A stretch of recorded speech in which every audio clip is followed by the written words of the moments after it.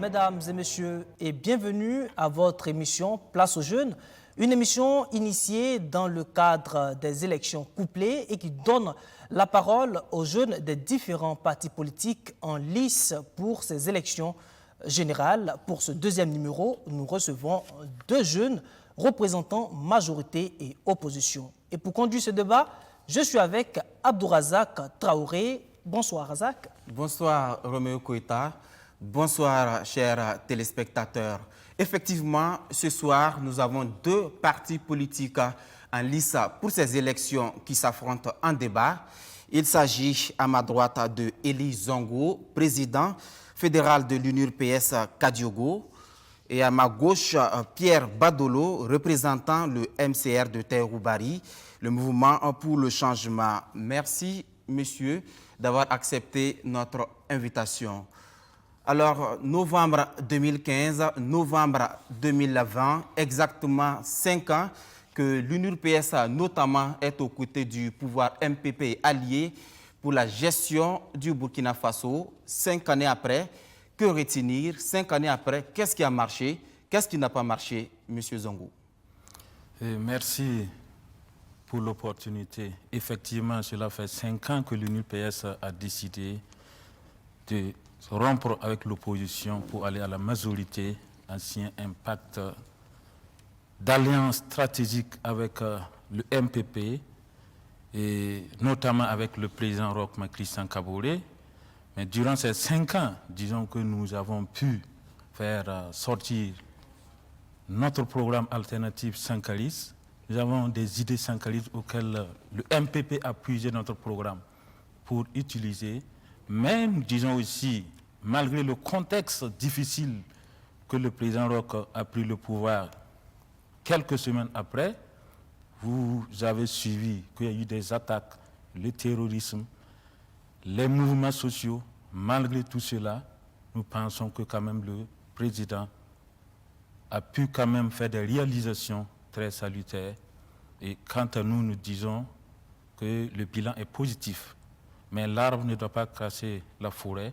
Il y a des insuffisances que nous pensons que le deuxième mandat peut résoudre ce problème. Alors vous parlez de bilan satisfaisant. Est-ce que vous avez des points que vous pouvez citer, des secteurs dans lesquels vous estimez que ce bilan est vraiment satisfaisant?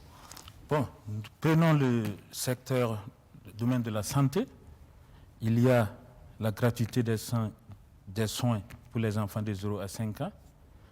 Il y a le domaine des infrastructures que vous constatez avec moi, de gauche à droite, qu'il y a des normes d'investissement sur le terrain. Il y a le domaine de l'éducation. Voilà, il y a tous ces paramètres, autant d'autres paramètres que je peux vous donner, qui montrent que le bilan est salutaire. Et quant à notre niveau à l'UNUPS, nous disons aussi que le bilan est salutaire parce que quand vous voyez, aujourd'hui, quand nous parlons de consommer ce que nous produisons, il y a eu des actes qui sont allés dans ce sens. Et nous pensons que c'est notre participation qui a motivé le pouvoir de Roch à aller dans ce sens, utiliser le sankarisme dans le programme. C'est ce que vous appelez des idées sankaristes? Oui, ce sont des idées sankaristes. Quand vous parlez de consommer ce que nous produisons, quand vous avez suivi... Mais concrètement, dans cette dynamique, qu'est-ce qui a été fait? Il y a beaucoup de choses qui ont été faites. Et vous n'êtes pas sans ignorer qu'aujourd'hui, il ne peut pas y avoir des manifestations sans l'existence de consommer ce que nous produisons. C'est-à-dire que quand il y a des cérémonies, il existe un certain pourcentage de plats locaux. Tout cela anime nos mamans et nos frères qui sont sur le terrain, qui travaillent. Et quand vous voyez, il y a une semaine de cela, les idées de Sankara, sur le terrain, vous constatez de gauche à droite que les gens sont en train d'animer et de réanimer les idées révolutionnaires qui sont passées sur le terrain. Tout cela montre que quand même, nous sommes tous des jeunes, nous pensons que c'est tout cela qui montre que le bilan du président Roch Kaboré est un bilan satisfaisant. Le bilan de Roch-Marc Christian Kaboré, un bilan satisfaisant. Monsieur Pierre Badolé, vous partagez sa vision? Bonsoir à toute la population burkinabé et à toute l'Afrique, à toute l'humanité. Parce que les Burkinabés, ils ne sont pas seulement au Burkina, ils sont en Afrique, ils sont ailleurs, en dehors de l'Afrique. Donc il faut saluer les Burkinabés un peu partout dans le monde entier. Il ne faut pas insulter la mémoire des Burkinabés, il ne faut pas insulter l'intégrité. Il faut dire qu'il n'y a pas de gloire pour les gens qui n'arrivent pas à défendre l'étendard. Vous êtes au Burkina Faso, y compris ceux qui sont ailleurs, ils savent ce qui s'est passé dans ce pays-là depuis 2016 jusqu'à aujourd'hui. Qu'est-ce que vous appelez ligne émergente au Burkina Faso? Sur quoi est-ce que le président Roch-Marc Christian Kaboré, avec ses alliés, ont battu leur campagne en 2016, en 2015? Sur quoi? Un point très clé, un point majeur, la sécurité. Ils ont promis à la population de l'Est la sécurité. Où est la sécurité dans l'Est du Burkina? Ils ont après même dit qu'on ne saisira même pas 1 mètre carré de notre territoire. Pouvez-vous aller dans certaines zones dans l'Est? Qu'est-ce que vous appelez des lignes émergentes? Regardez la jeunesse. Ce n'est pas une question de diplôme. Les jeunes sont diplômés. Où sont-ils? C'est vrai qu'on va revenir sur la question de l'emploi. Mais aujourd'hui, le MCR, vous êtes dans l'opposition, mais vous êtes quand même comptable du bilan de la majorité pour avoir fait environ... Presque 2 ans. Nous avons claqué la porte. Après 2 ans, alors... Mais ça ne pourrait pas se faire de façon brusque.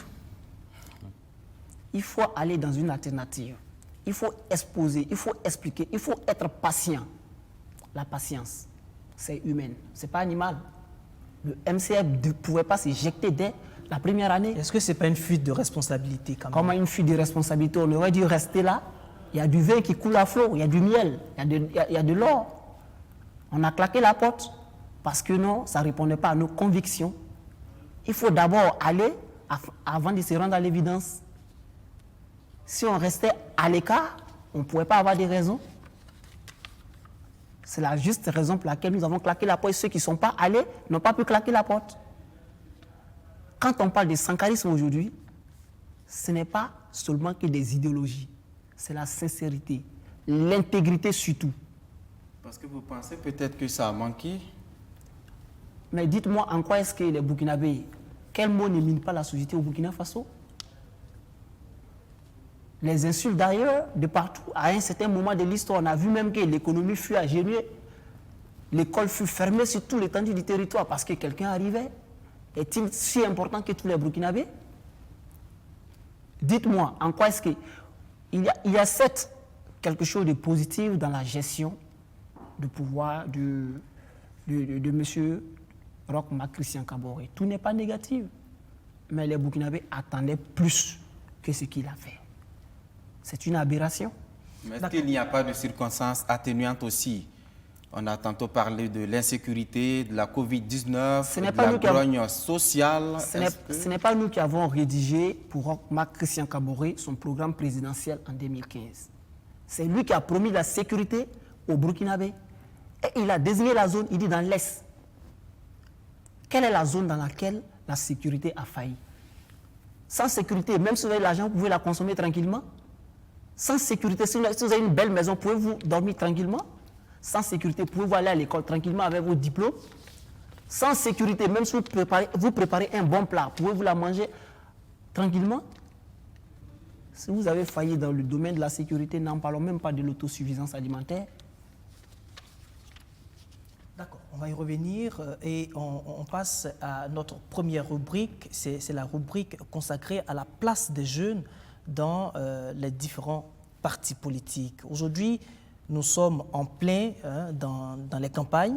Alors, dites-nous, quel est, d'abord, M. Zongo de l'UNPS, quelle est la réalité de la position des jeunes dans votre parti? On commence d'abord par les législatives. Combien sont ces jeunes qui ont été positionnés d'abord sur les listes et quelles sont leurs positions? Merci. Et disons qu'à l'UNPS, les jeunes occupent une place très importante parce que nous avons des jeunes qui ont été positionnés tête de liste. Moi-même, je suis tête de liste au Kadiogo. Il y en a plein de jeunes dans les différentes provinces. Je pense qu'il y a un bilan qui a été fait. Et les jeunes, quand même, aujourd'hui, nous pouvons dire qu'à l'UNUPS, nous n'avons pas un problème de changement générationnel. Parce que nombreux sont ces jeunes-là qui occupent la première place. Et au-delà des législatives, il y a des jeunes qui sont membres du bureau politique national, membres du secrétariat exécutif national.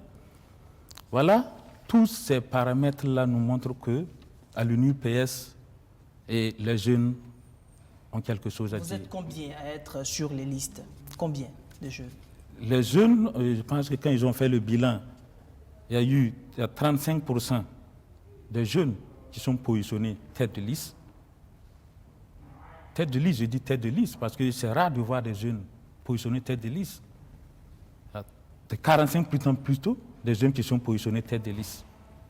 Voilà. Donc maintenant, d'une analyse globale, la plupart de nos listes, quand on fait une analyse, 60% sont des jeunes. Mais pour nous, c'est la première position, les têtes de liste, que nous comptons beaucoup. Voilà, nous disons que quand même, pour ces législatives à venir, pensons qu'il y aura beaucoup de jeunes à l'Assemblée nationale. Mais est-ce qu'au-delà, est-ce que la jeunesse est véritablement écoutée à l'UNUPS? Oui. Je pose cette question parce qu'on a vu cette grogne. Entre-temps, en 2015, quand votre parti a décidé de rallier la gouvernance MPP, il y a une partie des jeunes qui n'a pas du tout compris ce choix de la direction politique. Est-ce que véritablement la jeunesse de l'UNUPS est écoutée par la direction politique du parti? Bon, vous dites qu'il y a des jeunes qui n'ont pas véritablement compris, je ne sais pas où sont ces jeunes. Parce que moi, je suis à l'UNUPS depuis... On a rencontré beaucoup. Oui, mais peut-être que c'est un militant de base. Et à l'UNUPS, ça compte beaucoup. Mais maintenant, je pense que cette décision a été prise au niveau du secrétariat exécutif national. Il y a eu des débats où les jeunes ont donné leur position. Il y a d'autres, effectivement, qui n'étaient pas d'accord pour qu'on puisse accompagner le président Roch-Christian Kaboré. Mais d'une manière générale, en politique et en démocratie, c'est la majorité qui ont rapporté. Et moi, je suis jeune, je connais plein de jeunes qui sont d'accord avec la décision du secrétariat exécutif national d'accompagner le président Roch-Christian Kaboré. Et nous, sur le terrain, en tout cas, nous lui avons expliqué le bien fondé de notre position, la position du parti d'accompagner le président. Et je pense qu'aujourd'hui, les jeunes ont compris, les jeunes sont sur le terrain en train de travailler. Alors, M. Badolo, quelle est la réalité au MCR? Il faut dire, le MCR, le président du MCR même, c'est déjà un jeune, c'est d'abord un jeune. La position qu'occupe la jeunesse au sein du MCR se chiffre à 85%. Il faut dire que c'est la désillusion, le désenchantement qui a propulsé toute la jeunesse à vouloir s'exprimer d'une voix unanime et rompre avec les anciens régimes qui n'ont fait que gueuler sur la scène politique burkinabé, qui n'ont jamais pu innover, qui n'ont rien apporté de concret à cette souffrance de la jeunesse martyrisée qui a propulsé toute la jeunesse presque dans notre parti politique, le parti de Tahirou Barry, le MCR. Et la voix de la jeunesse compte beaucoup au MCR. Il faut être jeune pour comprendre ce que vive la jeunesse. On entend les gens qui disent que la jeunesse ne veut pas du travail. Regardez vous-même dans le paysage. Regardez vous-même dans la ville de Ouagadougou. À longueur de la journée, sous la poussière, combien de jeunes ne se promènent pas pour vendre des ceintures, des montres? Désespérés. Regardez la grogne sociale. Regardez des grèves un peu partout. Est-ce que quand on mange à sa faim, on peut gréver?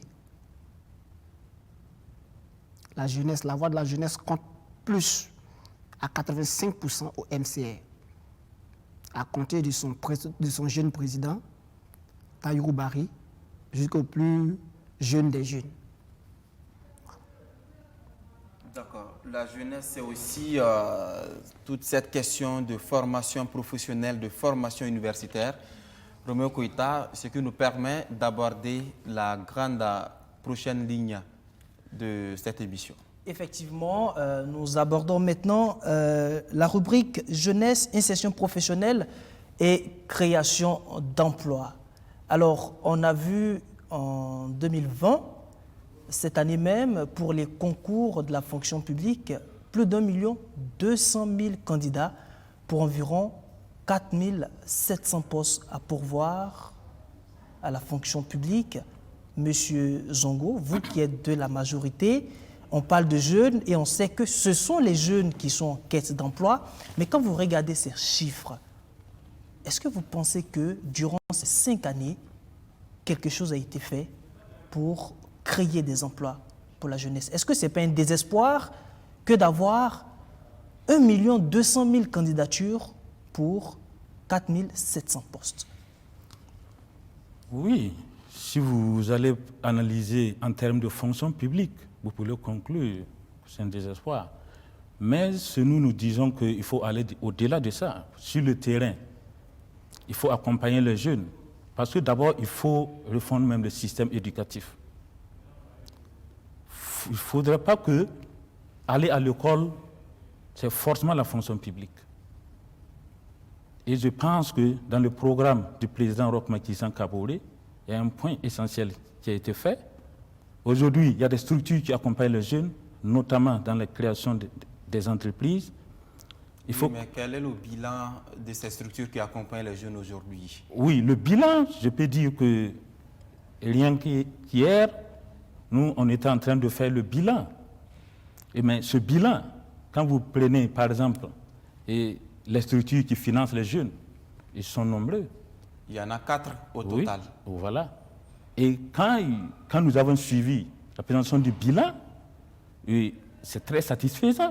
Il y a beaucoup de milliards qui ont été investis. Mais maintenant, le problème de la jeunesse aujourd'hui, il ne faudrait pas compter seulement sur le diplôme, vouloir forcément aller à la fonction publique. C'est pour cela que nous disons qu'il faut intégrer le système éducatif, le développement endogène, c'est-à-dire compter sur ses propres forces, créer, permettre à chacun qu'à la fin de son cycle scolaire, qu'il puisse trouver du boulot, qu'il puisse savoir faire quelque chose, et l'État, dans sa politique, va l'accompagner. Et c'est cela que nous pouvons sortir de cette situation. Sinon, si nous allons tous compter sur la fonction publique, ce serait très difficile. Mais justement, est-ce que ces politiques justement d'accompagner les jeunes pour la création de micro-projets, est-ce que c'est toujours bien pensé? Je vous prends un exemple. Dans le cadre du FEJ, en 2017, plus de 4 milliards de francs CFA ont été octroyés en termes de prêts aux jeunes, mais les montants vont de 100 000 francs à 1 million et à 1 500 000 francs. Est-ce que vous pensez que réellement, avec ces sommes, des jeunes peuvent construire quelque chose de véritablement viable? Parce qu'en même temps, les statistiques montrent que les prêts octroyés en 2017 à plus de 10 000 jeunes, en 2019, il n'y avait qu'environ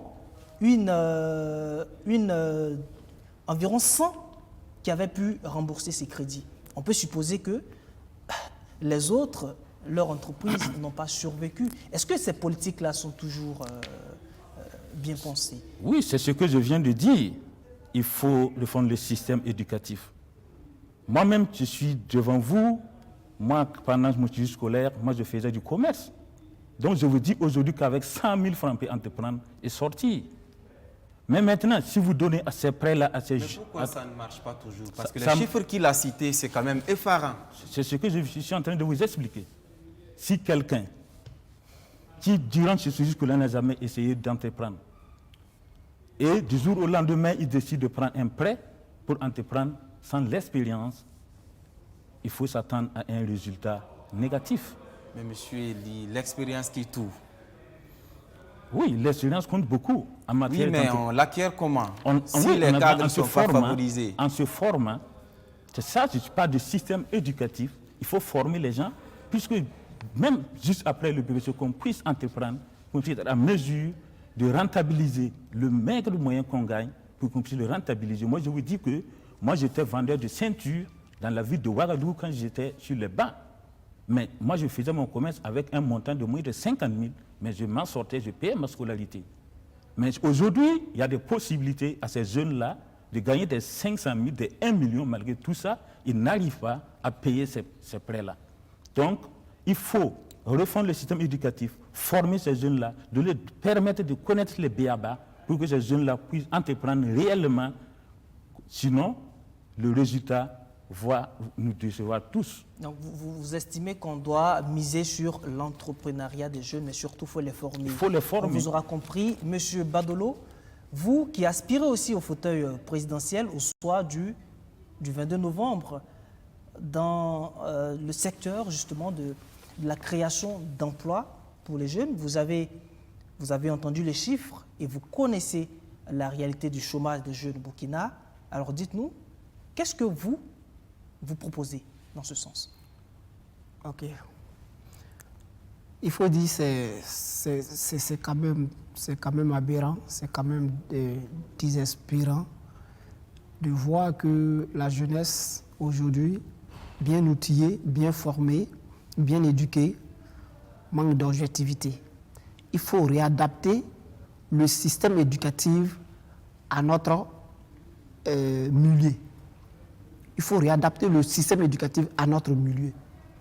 Pour quelqu'un qui a été formé dans le domaine technique, quand il finit ses études, il sait comment entreprendre.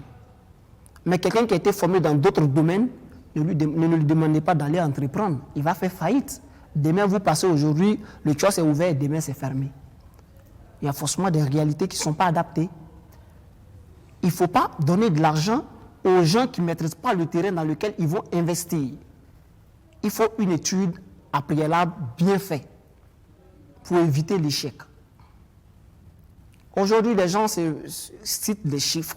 On remet 1 million et quelques gens d'entreprendre, ils n'entreprennent pas, mais les réalités ne sont pas adaptées. Quand vous prenez l'alignement qui passe devant BF1, il y a au moins 20 jeunes qui ont ouvert le même type de commerce. Mais comment ça va marcher? Regardez dans le paysage ouagalais, ça ne peut pas marcher. Mais est-ce que ça, c'est la faute au gouvernement? Est-ce que ça, c'est la faute au ministère? Est-ce que ce n'est pas les jeunes là qui n'ont pas d'initiative? Voilà. Mais qui doit donner l'initiative aux jeunes? Quand vous prenez le pouvoir, vous êtes le maître de la navire. Vous devez veiller sur tout ce qui ne se passe dans votre navire.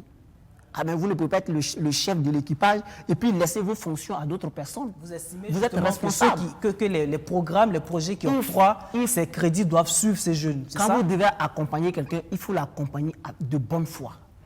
Il ne faut pas l'accompagner et l'abandonner à mi-parcours. Forcément, il va faire. Donc vous estimez que l'accompagnement a manqué Ça à a ce manqué. niveau? L'accompagnement a manqué. Et qu'est-ce que vous proposez? Bon, vous savez, il ne faut pas trop jeter l'anathème sur la jeunesse. Même vous, Roméo Koïta. Si on vous donne des fonds et qu'il n'y a pas d'accompagnement, il n'y a pas d'études de faisabilité, il n'y a pas des idées innovantes, vous allez connaître le même échec que tout le monde. Mais on se dit quand même que quand un jeune va pour prendre un prêt, c'est parce qu'il a un projet qu'il veut mettre en œuvre, donc un projet déjà mûri, dont il a besoin maintenant de l'argent pour aller... Mais il faut un suivi. Quand il n'y a pas de suivi, vous voulez que la personne innove comment? Il faut un suivi. Vous me prêtez de l'argent, moi j'ai mon projet, mais je n'ai pas les moyens pour faire les études autour de ce projet. Mais il y a des séances de formation. Est-ce que ces séances de formation Est-ce que ce n'est pas une question de responsabilité quand même, monsieur Badolo, s'il vous plaît? Est-ce que ce n'est pas un problème de responsabilité? Parce que quand on est jeune, on connaît sa situation, on se dit toujours, oui, on a des projets, on n'a pas de financement. OK, on dit maintenant, voici le financement. Vous prenez l'argent et on a l'impression que c'est de l'amateurisme. Vous n'étiez pas préparé. Mais lui qui vous finance, il doit d'abord étudier le projet pour voir si le projet est concluant. D'accord. Alors, allons sur du concret. Quand on donne 2 millions de francs CFA à un jeune pour entreprendre, il décide de s'acheter une moto 135 à plus d'1,5 million. En quoi est-ce que la responsabilité du gouvernement est engagée ici? C'est d'abord une responsabilité individuelle du jeune. Il ne faut pas accuser la jeunesse. Il ne faut pas jeter l'anathème sur la jeunesse. Ce n'est pas tous les jeunes qui achètent des motos. Beaucoup de jeunes sont conscients. Ils sont très conscients. Pourquoi? Quand vous donnez 2 millions à un jeune, il faut l'accompagner, il faut le suivre de près. Quand il va à la dérive, il faut redresser. Il faut le conseiller. Il ne faut pas lui donner les 2 millions et puis se retirer. Il faut tout une... Est-ce que avec les 2 millions, on peut embaucher un expert autour de ton commerce? Il faut un expert. Non, mais je ne suis pas d'accord avec vous. Mais on va aller rapidement sur ce débat. Je ne suis pas d'accord avec vous. Quand vous avez 2 millions ou bien 1 million de francs CFA, c'est aussi pour un type comment on va dire, d'initiative, un type de projet. Vous ne pouvez pas avoir 1 million de francs et vouloir ouvrir, je ne sais pas, une alimentation. Donc, c'est en fonction de l'argent que vous avez que vous entreprenez. Mais on va avancer sur ce débat. Alors, monsieur Zongo, le reproche qui est fait régulièrement au gouvernement, c'est de dire que notre système éducatif n'est pas adapté aux réalités sur le terrain. C'est-à-dire, par exemple, à l'université, on forme chaque année des milliers de juristes, des milliers d'économistes et des milliers d'hommes de lettres. Mais quand ils finissent, ils sont obligés de revenir passer les concours comme tout le monde. Donc, les gens estiment qu'il faille mettre l'accent aussi sur la formation professionnelle. Est-ce que vous êtes d'avis? Parfaitement d'accord. Parce que notre système actuel forme des théoriciens. Alors qu'en réalité, à partir juste après le CP, c'est ce qu'il y a dans notre programme alternatif Sankaris.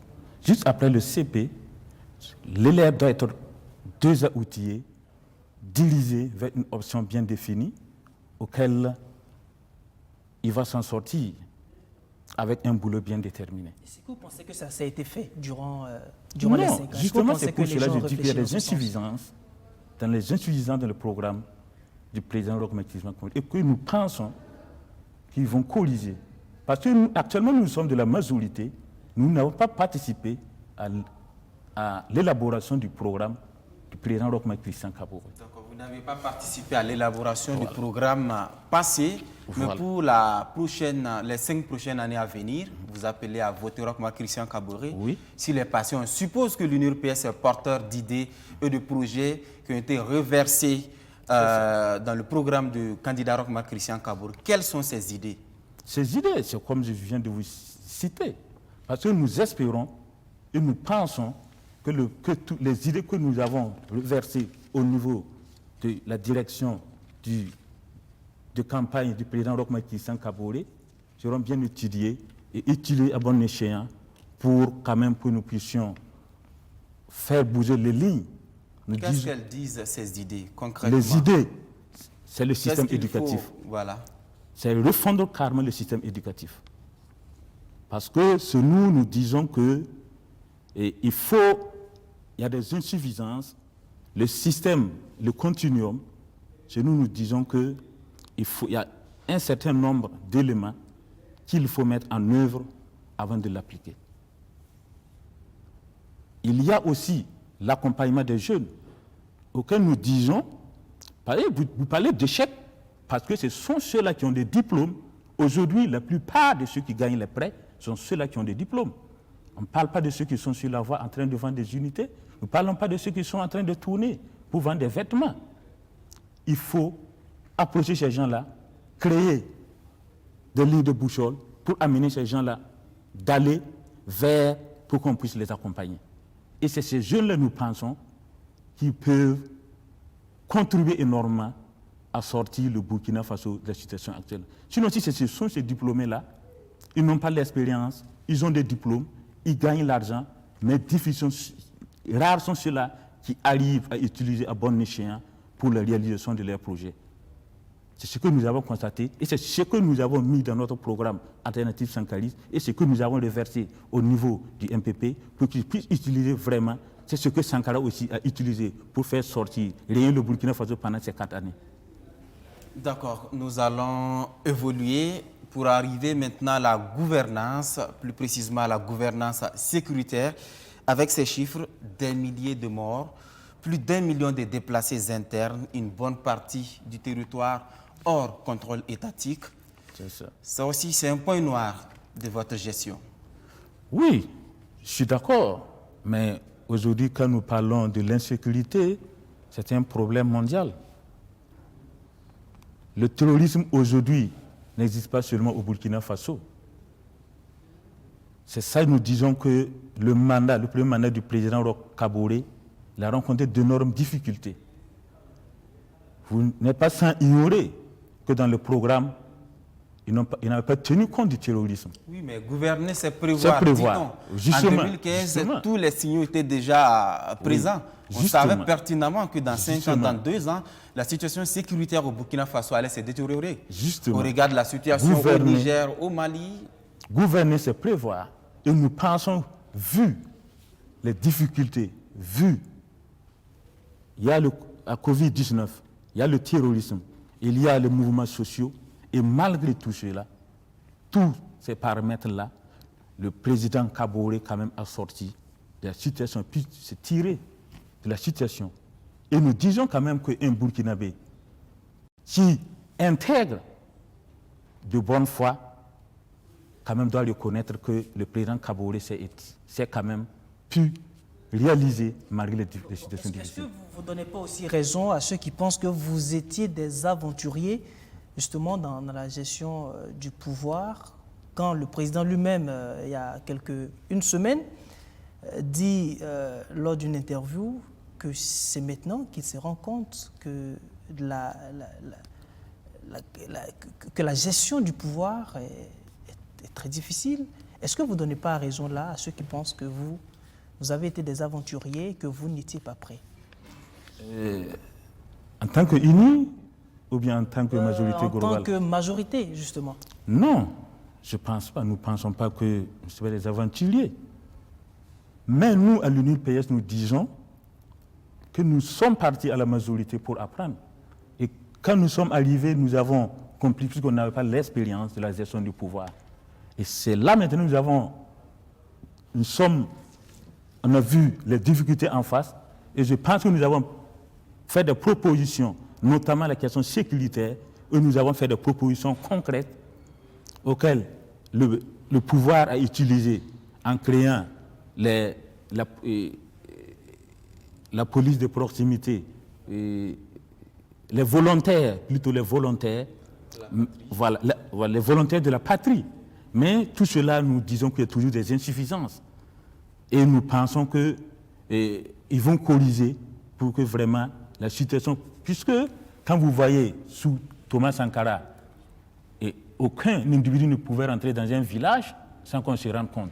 Mais aujourd'hui, vous constatez qu'il y a des vagues, des terroristes qui infiltrent dans les villages, qui attaquent nos villages et qui repartent sans qu'on se rende compte. Donc nous disons que si réellement on applique notre proposition, le Burkina Faso va sortir et le Burkina Faso sortira victorieux face à ces ennemis-là. Donc en résumé, de manière générale, c'est satisfaisant. Le bilan est très satisfaisant. D'accord. Malgré les situations. Monsieur Badolo, avec plus d'1 million de déplacés internes, des milliers de morts, est-ce qu'on peut dire que la gouvernance sécuritaire est satisfaisante? Posez-moi plutôt la question à savoir pourquoi M. Barry a démissionné de façon fracas. Pourquoi est-ce que le président Barry a démissionné avec fracas? Il a eu des pincements au cœur. Il a vu que ça n'allait pas. Ce n'est pas ce que les Burkinabés attendent. Ils n'ont pas besoin de venir dormir dans des écoles et commander 2 kilos, 3 kilos de riz et de l'huile pour manger. Depuis 60 ans, 80 ans, ils étaient dans leur village, tranquilles, quand il y a la sécurité. On n'a pas besoin de commander. D'abord, vous ne m'avez pas posé la question sur l'investissement de la jeunesse que prévoit le MCR. Non, mais on allait en venir. Okay. On allait en venir. Mais lui, il a déjà répondu. Nous, on prévoit d'investir dans l'agro-pastoral, dans l'agriculture.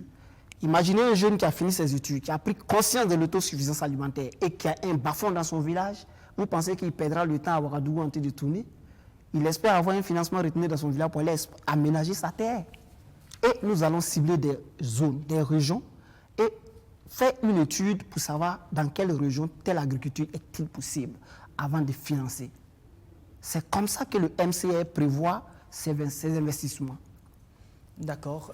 Je reviens à la question sécuritaire. Mais vous allez aller rapidement. Okay. On n'a plus assez de temps. OK. Donc, pour la question sécuritaire, le ministre Barry a démissionné avec fracas parce qu'il a eu des pincements au cœur. Que des gens qui sont nés dans les villages depuis des décennies se retrouvent aujourd'hui des vieux, des vieillards, des femmes enceintes en train de fuir sous les menaces sécuritaires. Et que les gens sont à Ouagadougou. Le Burkina Faso ne se résume pas qu'à Ouagadougou et à Bobo-Dioulasso. Le territoire, la superficie du territoire est bien connue par la majorité. Il faut sécuriser tout le Burkina Faso. Ça, c'est plus nécessaire. C'est la question la plus nécessaire dans la gestion d'un État. On ne peut pas sécuriser Kosiap ni Ouagadougou et se prévaloir de dire que non, on a une bonne gestion. Il y a beaucoup de morts, des civils comme militaires. Les chiffres sont là. Vous êtes journaliste, vous avez les chiffres. Allez-y dans le Sahel. Si d'ailleurs, mais vous pouvez partir dans le Sahel. vous verrez des corps qui sont en train d'être dévorés par des vautours. Ceux qui ont eu la chance. On ne va pas rentrer de ce débat, mais on suppose que vous, MCR... Non, je vais dire deux petits mots d'abord. Quand mon collègue en face, mon jeune frère dit le bilan est peu satisfaisant, j'aimerais qu'il enlève, il me dit dans quel domaine, dans quel secteur le bilan est peu satisfaisant. Moi, je relève un seul secteur. Je ne dirais pas que tout est du noir, mais le seul petit point blanc dans la gestion du pouvoir du monsieur Roch Marc Christian Kaboré, son Excellence, ce n'est que dans le domaine de l'électricité. Cette année, vous avez constaté qu'il y a moins de délestage. Quand même, les lignes ont bougé à ce niveau. À ce niveau, je suis d'accord, c'est moi qui évoque ce point. Les lignes ont bougé. Mais connaissez-vous un Burkinabé qui n'a pas faim? Connaissez-vous un domaine dans lequel il n'y a pas de corruption? Justement, la corruption, on allait y venir tout à l'heure. Qui doit recadrer cela? C'est le MCR. On a un programme pour ça. On a un plan politique. Voilà pourquoi on s'est affirmé sur la scène politique cette année. On s'est affirmé à la présidence, au présidentiel, parce que nous sommes sûrs de notre programme politique. Nous avons une conviction. Voilà pourquoi nous sommes fiers d'être sur ce plateau ce soir. Vous avez parlé de gouvernance économique. On va aborder maintenant, justement... Avant de continuer... non, on n'a plus assez de temps. On n'a plus assez de temps. On va aller rapidement sur la gouvernance économique. Il a parlé de corruption tout à l'heure. Il y a environ 3 semaines, le RENLAC a sorti son rapport 2019 qui montre que sur ces 5 dernières années, l'état de la corruption va crescendo. Ça veut dire, d'année en année, on a l'augmentation de la corruption au Burkina et le rapport souligne qu'il y a une mauvaise volonté des élites de mettre fin à la corruption. Les cas de corruption, on en a en légion, mais je vais citer rapidement 2 ou 3 qui sont peut-être encore à la justice, mais dont l'écho résonne très fort. C'est le cas, par exemple, Charbonfin. On a le cas d'Aman Kanazoué, on a le cas des deals d'audience à la présidence, et on a l'impression que finalement, rien n'est fait justement pour sanctionner sévèrement ces cas de corruption. Qu'est-ce que vous en pensez, vous? Bon, avant de continuer, mon camarade... Allez-y, on n'a pas assez de temps. Ok, merci. Parlant de corruption, c'est ce que je disais tantôt, il n'y a pas eu de rupture. Nous disons qu'il n'y a pas eu de rupture et il y a beaucoup de choses à faire. La corruption est un phénomène quand même que nous connaissons tous. Mais nous disons que il y a une justice indépendante. Aujourd'hui, la justice est indépendante. Il y a un certain nombre de personnes qui ont été arrêtées, mais il n'y a pas de jugement. Et la réalité est là. Je parlais tantôt de Charbonfin, de deal à la présidence, mais je pense que la justice s'est autosaisie. Et nous espérons que le pouvoir en place, nos alliés, vont prendre à bras le corps ce problème-là et faire des réformes pour que, d'une manière pratique, on puisse vraiment lutter et vaincre la corruption au Burkina Faso, parce que on le vit, on le voit, et c'est une réalité, mais nous pensons que le pouvoir, quand même, c'est sur ce point-là vraiment que nous ne sommes pas d'accord avec la gestion. Qu'est-ce que vous avez fait pour le dénoncer? Qu'est-ce que vous avez fait pour que ça change? Oui, nous avons fait des propositions. Vous êtes comptable de cette gestion? Oui, nous sommes comptables. Aujourd'hui, nous avons 2 ministères. Et dans ces 2 ministères, vous n'allez pas attendre... Le pouvoir, ça se limite au partage de pouvoir, la gestion des pays pour vous? Non, ce n'est pas une question de partage du pouvoir. Nous sommes comptables de la situation. Mais je dis aujourd'hui, nous, en tant que sankaristes, nous avons 2 ministères. Et si vous avez vent de corruption de l'un des ministères, vous nous dites. Non, mais ailleurs, ça se passe. Ça se passe. C'est à la pour cela présidence que du Faso, il a cité des cas emblématiques. C'est pour cela que nous disons que ce point-là, c'est une réalité que nous voyons sur le terrain, mais nous pensons aujourd'hui qu'il y a quand même beaucoup de choses qui ont été faites. Parce que sous l'ancien régime, il n'y a pas eu d'arrêt. On ne pouvait pas arrêter un ministre, un ex-ministre. On ne pouvait pas le faire. Mais aujourd'hui, c'est une réalité. Et nous pensons qu'il y a eu quand même des avancées, mais beaucoup reste à faire. Et nous pensons qu'ils vont aller dans le sens de nos propositions pour quand même qu'on puisse combattre la corruption. D'accord. Monsieur Badolo, les lignes ont bougé du côté de la justice. Il se félicite du fait qu'on peut désormais arrêter un ministre de la République, l'envoyer en prison. Ça aussi, c'est la réalité. Et vous voyez, je suis fier que ce soit un jeune frère du sankarisme qui est en face de moi. Vous voyez, les idéaux de Sankara sont insultés dans ce pays. La gouvernance de Sankara est insultée dans ce pays. Où sont passés les restes de Sankara? Du point de vue des valeurs traditionnelles, d'intégrité et de la morale burkinabé, où sont passés? Est-il possible que cela se passe dans ce pays? J'en viens. Le ministre Idani, le charbon fin, ce qui se chiffrait à plus de 435 milliards qui sont passés. Il n'a pas démissionné pour répondre à la justice. Vous, journalistes, êtes-vous fiers de continuer vos investigations s'il n'y a pas de dossier en justice, hein, on ne va pas se fixer dans les questions judiciaires. Il y a des gens qui sont morts dans des cellules. Ce sont des Burkinabés. Il y a des cas à ne point compter, dans l'espace de 5 ans. Vous pensez que s'il y a une autre chance qu'on les donne pour 10 ans encore, vous pensez qu'ils vont arrêter ça?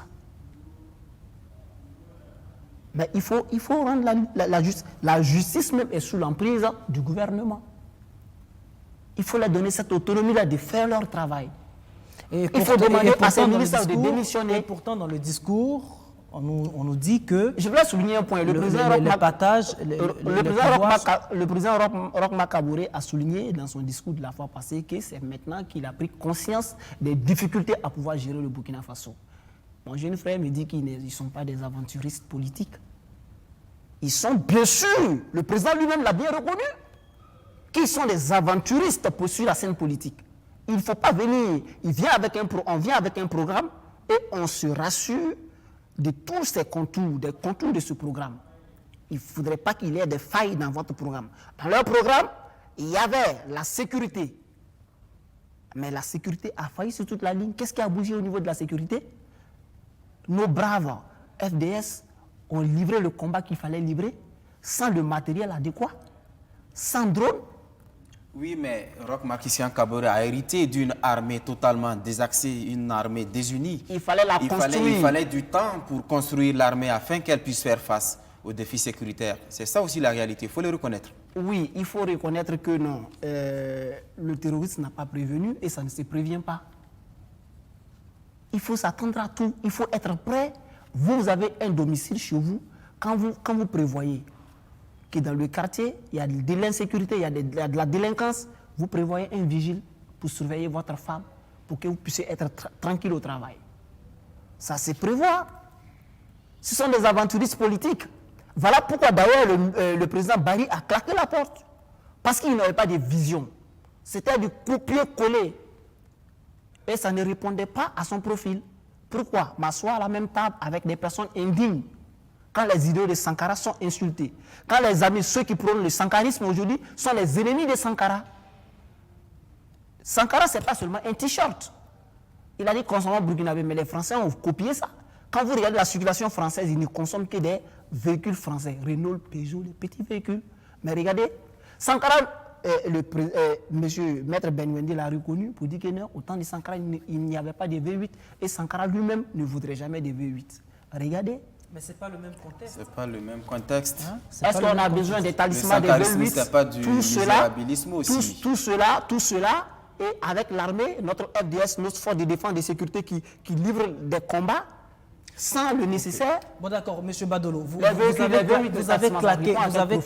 avez claqué la porte du gouvernement.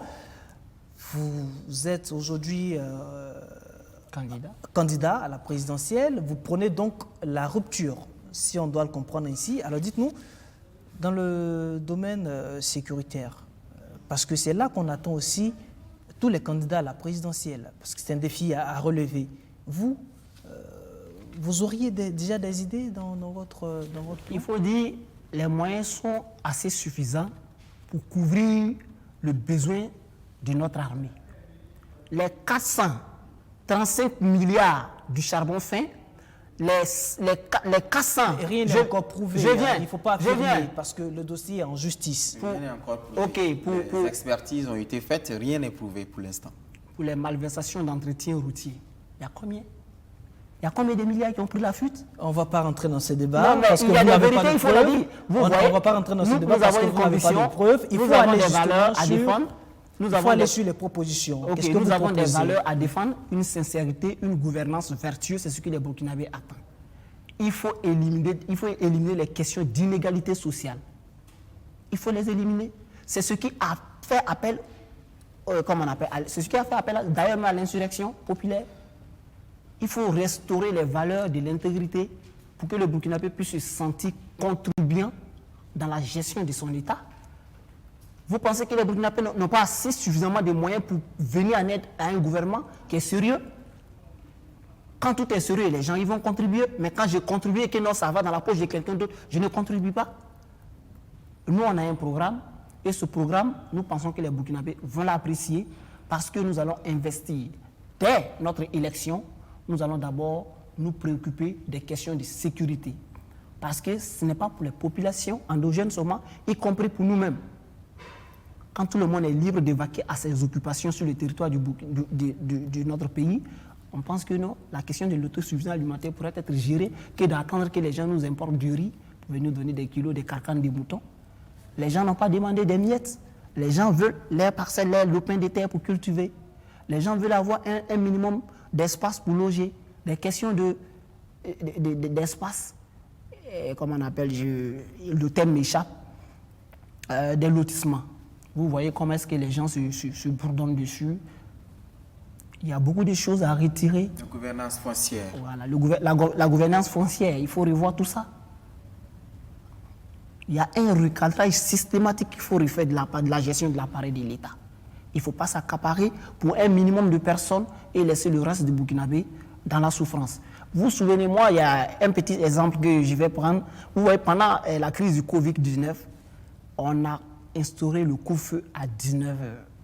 Donc, ce qui veut dire toutes les dames qui vendaient des poissons, de l'attiqué, des restaurants, des maquis sur la route pour scolariser leurs enfants, payer leur loyer, payer l'électricité, payer l'eau, même si l'eau et l'électricité, ça a été dit comme ça, mais après, vous voyez les dérives que ça a causé pour la pénalité. Sur la période du Covid-19, les gens ont dû payer. Moi, j'ai des preuves, même dans mon téléphone.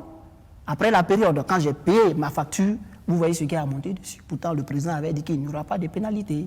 Mais il a reconnu que c'était quelques erreurs avec la oui, mais quand on rembourse à la population ce qu'ils ont pris à la population, combien de fois ils ont augmenté le prix du carburant? Vous pensez que pour entreprendre, quand on donne 2 millions à quelqu'un pour entreprendre, quand on donne 2 millions à quelqu'un pour entreprendre et qu'on doit augmenter le carburant à chaque fois, vous pensez qu'il peut bien entreprendre avec les 2 millions? On augmente le carburant à chaque fois. Combien de fois sur la gestion du pouvoir de M. Rochmark, Christian Kabou, a-t-on augmenté le prix du carburant? Elie veut réagir, on va lui permettre de réagir. La gestion d'un pouvoir ne se limite pas seulement à des petits détails. Mais mon jeune frère qui parle de Tahirou Barry, quelqu'un qui a participé à la gestion du pouvoir pendant 2 ans et qui, pour ne pas être dessus, s'est précipité à démissionner parce qu'il y avait une crise au sein du parti, qu'on voulait l'enlever, ne peut pas venir aujourd'hui nous dire qu'il y a telle et telle chose. Nous tous, nous savons quand même de la gestion du pouvoir, de la gestion du ministère par Tahirou Barry, mais nous ne sommes pas là pour parler de ça. Parlons du sankarisme. Vous avez dit que vous parlez du reste de Sankara. Ça, c'est une question de famille. Quand on crée un parti politique, c'est pour la gestion du pouvoir et la conquête du pouvoir. Défendre la veuve et l'orphelin. Ce n'est pas pour se baser seulement sur les détails. Le dossier Sankara est géré par le cabinet du président Bénawandé Sankara. Ça, ce n'est pas le dossier de l'UNIL-PS. Nous défendons les idées de Sankara et nous pensons que depuis 20 ans, nous le faisons. Nous, le combat du président, le dossier Sankara allait être enterré. Mais Monsieur Zongo, nous sommes presque en fin d'émission. On est désolé, mais on va aller rapidement sur quelques propositions. Alors, nous sommes en plein dans la campagne électorale. Bientôt, ça sera les élections. Vous êtes jeune et au niveau de la jeunesse, quelles sont justement quelques 2 propositions phares que vous aimeriez que respectivement vos partis ou votre candidat puisse mettre en œuvre. Voilà, rapidement, pour les jeunes. Allez, rapidement. Quelques secondes. C'est de promouvoir la jeunesse. En quoi faisant? En quoi faisant, il faut quand même nommer beaucoup de jeunes, placer les jeunes, accompagner les jeunes. Quand on parle de l'accompagnement des jeunes, c'est notamment ce que je disais dans le domaine de l'entrepreneuriat. Accompagner les jeunes pour qu'ils puissent occuper des places, cela va motiver les jeunes à s'engager. Grosso modo, c'est ce que je peux dire en matière de jeunesse, parce qu'aujourd'hui, nous constatons sur le terrain que les jeunes rencontrent beaucoup de difficultés, mais de placer ces jeunes-là, parce que personne d'autre ne peut connaître les problèmes des jeunes si ce ne sont pas les jeunes eux-mêmes. D'accord. Monsieur Badolo, rapidement, 2 propositions phares. Il faut dire que cette question répond beaucoup au profil de notre parti, le MCR. C'est-à-dire, la jeunesse aujourd'hui, au lieu de nommer 32 minutes, 34 ministres, nous, on propose 13 à 15 minutes peut-être. Le reste du budget, le reste des salaires des ministres va contribuer à créer des emplois aussi. Et que la jeunesse aujourd'hui, il faut recadrer. On s'inspire aussi du modèle extérieur. C'est-à-dire, quand vous partez au Ghana, quand vous dites que vous êtes fonctionnaire, on se moque de vous. Mais quand vous dites que vous êtes entrepreneur, on s'approche pour pouvoir collaborer avec vous, pour savoir dans quel domaine vous évoluez, afin de créer des perspectives. C'est cette orientation que nous voulons donner à la jeunesse. Quand on s'inspire du modèle du Rwanda, de Paul Kagame, toute la jeunesse est fière. C'est ce modèle que nous voulons proposer. Qui dit s'inspirer du modèle sankariste, alors que les sankaristes, en train de mourir ici, en train de peiner ici pour pouvoir décoller pendant 20 ans, nous sommes nouveaux sur la scène politique. Les Burkinabés vont nous juger au soir du 22 novembre. Voilà qui est bien dit, au soir du 22 novembre. Et c'est ici que prend fin notre émission. C'est le 2e numéro de notre émission Place aux jeunes. Merci de l'avoir suivi. On vous retrouve très bientôt pour un autre numéro. D'ici là, portez-vous bien et restez fidèles au programme de la chaîne Au cœur de nos défis. Bonsoir.